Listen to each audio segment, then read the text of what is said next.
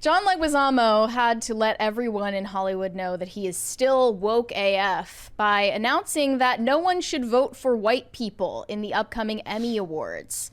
He tweeted out this ad that he bought in a newspaper. He took up a whole page to write this open letter to the Television Academy and spread this message.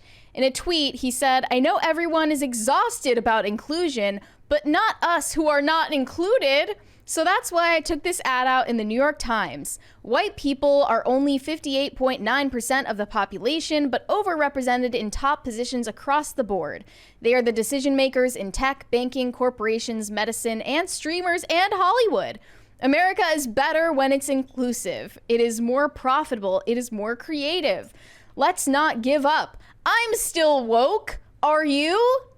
And he proceeded to tag everybody he could think of in Hollywood, including Whoopi Goldberg, Joy Reid, Anya Taylor-Joy, weirdly enough. Missy Elliott, Mark Hamill, tons of people. George Takei, some people you would normally expect. So here is what his open letter said to Hollywood. "Dear Hollywood, please let this be the year we finally embrace change, the year we truly find equity and see artists of color represented across not just one category, but all categories. I know you're tired of hearing words like inclusivity and diversity, treading water while you try to understand how to put action behind these sentiments. Look no further. It's simple.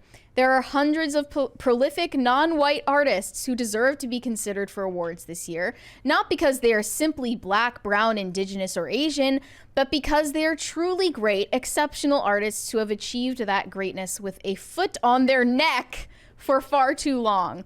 Let this be the start of a new era. Let us not continue to whitewash our award shows. Instead, let this be this year be the catalyst that inspires the next generation of minority and underrepresented artists, a generation who might finally see a reflection of themselves on that stage and think, if they can, maybe I can too." Signed, John Leguizamo, the most irrelevant, whiny actor ever lived. He might be the most whiny of all of them. It just, for how whiny he is, you should be a little bit more relevant. But maybe, he would just claim that he doesn't get roles because he's Latinx. Yes. And in fact, his bio on X says, "I'm a counterculture, outgoing introvert, Latinx, underachieving overachiever, trying to leave this blue pebble a better place than when I entered it." Automatic red flag. Corny as hell. Corny as hell. He's just like, the only headlines about this guy are about him complaining about something. It's never him being in a new project or talking about like doing press for anything. It's just him complaining about how hard it is to be Latinx in Hollywood. It's taking advantage of the fact that I'm guessing a lot of those people don't realize he slipped the word equity in there and didn't say equality because he doesn't want equality. He wants equity. Isn't that the DEI acronym? Yes. It has to be equity, not equality. Yes, correct. So I don't know if he even understands the difference between those words.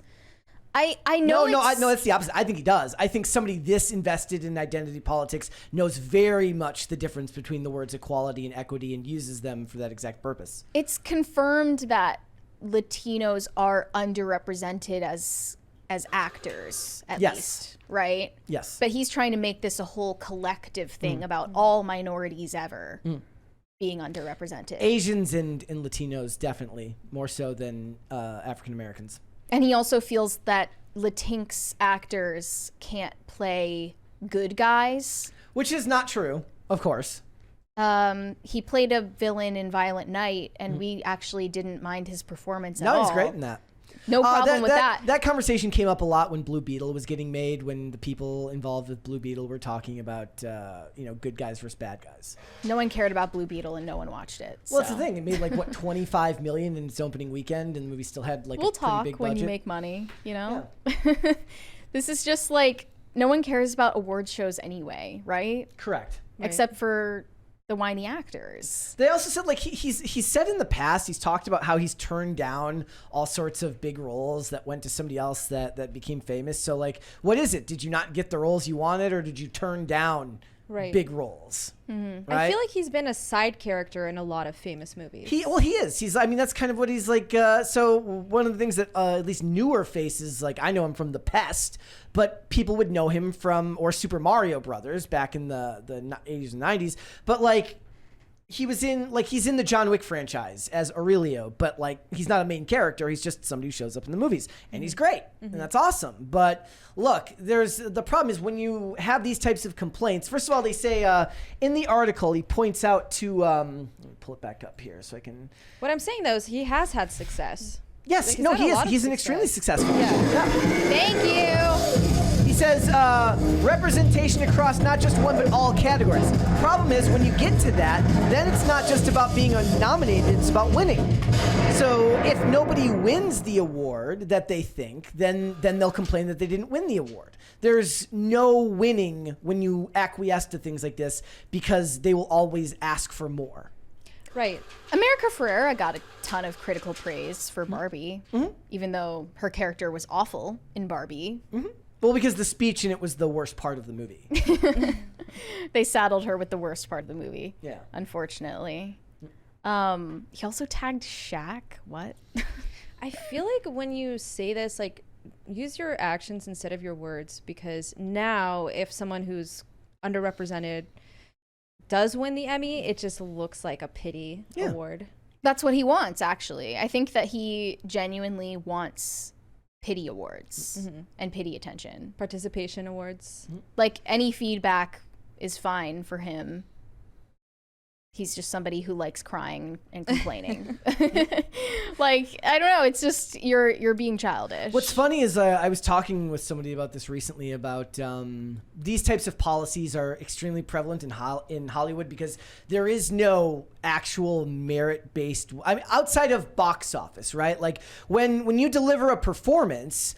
Really, it doesn't matter whether you're considered the best person for the job or not because art is so subjective. They get away with it.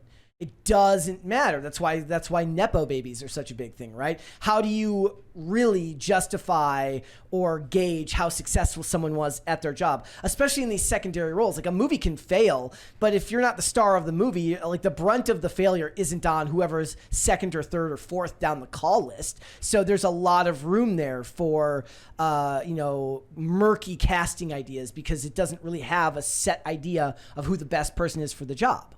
Is he just mad that straight, cis, Latinx men are like the white people of minorities? He's like he doesn't get enough points. Pedro Pascal's like, look, I'm getting all the roles. Like, actually, I true. get all the roles. True. Okay? But I basically see Pedro Pascal as white.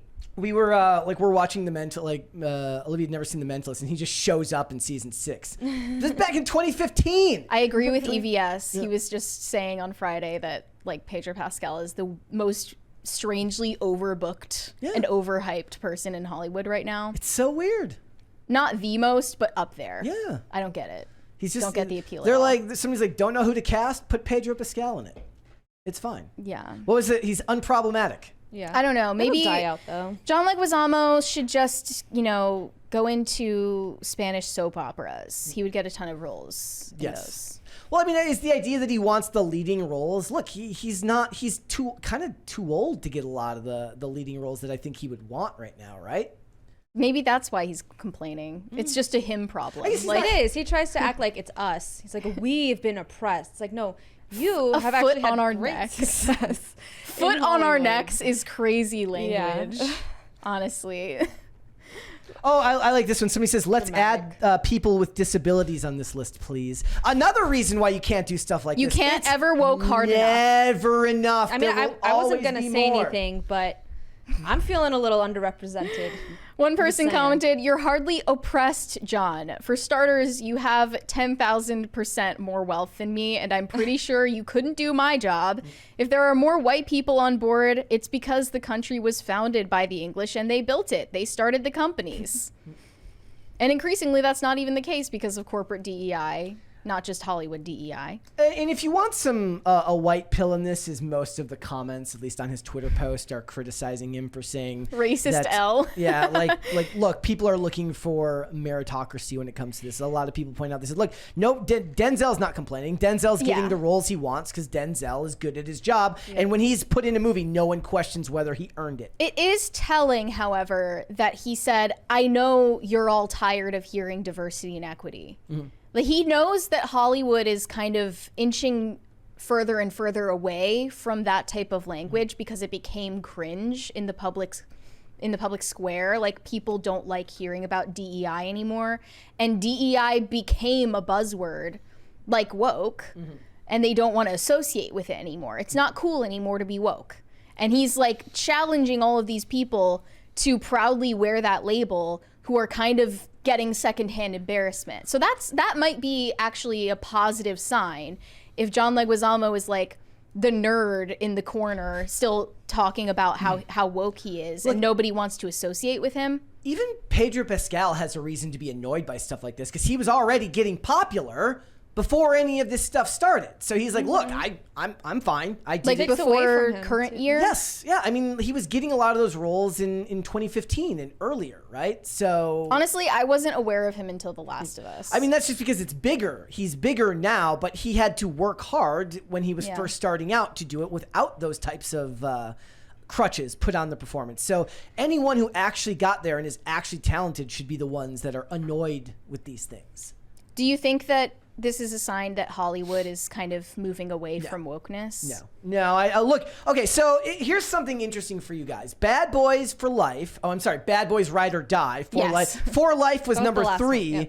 For Life was number 3, and part 4 is called Ride or Die. Missed opportunity. Bad Boys for Ride or Die for Life. No, but seriously, there is no reason why part 3 couldn't have been called Ride or Die.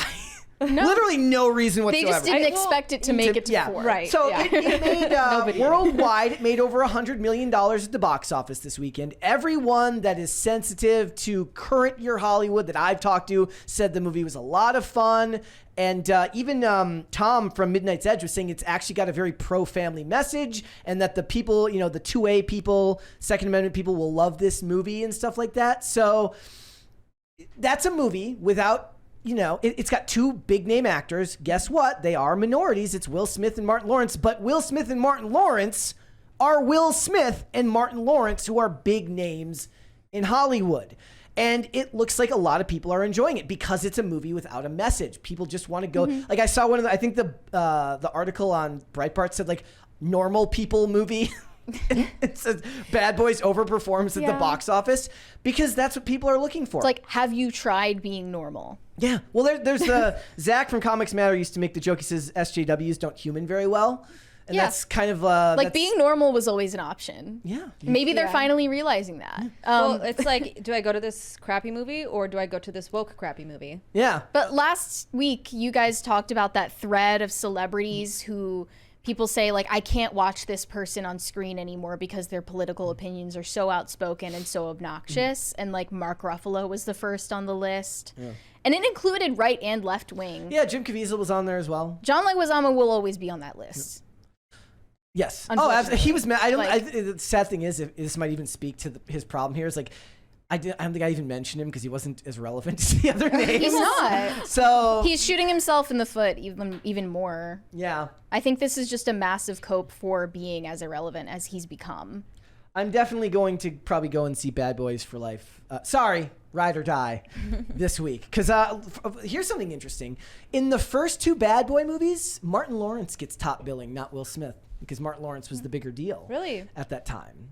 Will Smith was, Martin Lawrence was already, he's like a comedian and he had the show Martin. Will Smith was doing Fresh Prince at that time, but he didn't become, so that was in 95. The original Bad Boys came out in 95. And then in 96, Will Smith does Independence Day.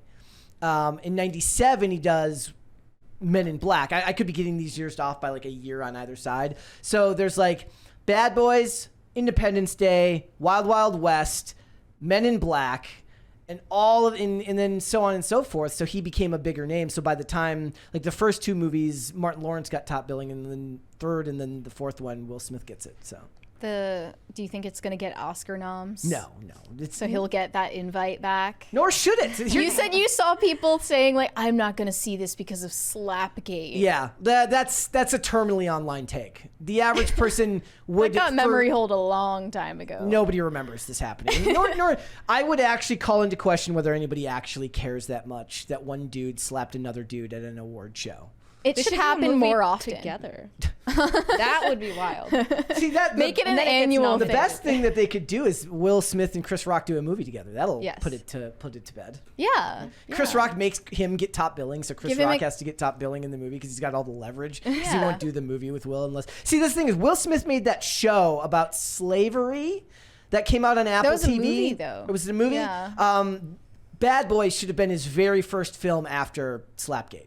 It Yeah. should not have been something serious. He should have gone straight back. And he was doing these cringe-ass interviews about that slavery movie where he was saying, I was getting flashbacks from my... Like, I don't know if he said this exactly, but he was like, I was getting flashbacks from my ancestral trauma. Yeah. It was just not a good look for him. Thanks for watching. Listen to full episodes of Pop Culture Crisis on Spotify. Keep up with us on social media and make sure you subscribe and ring that bell so you never miss the show. Bye, guys.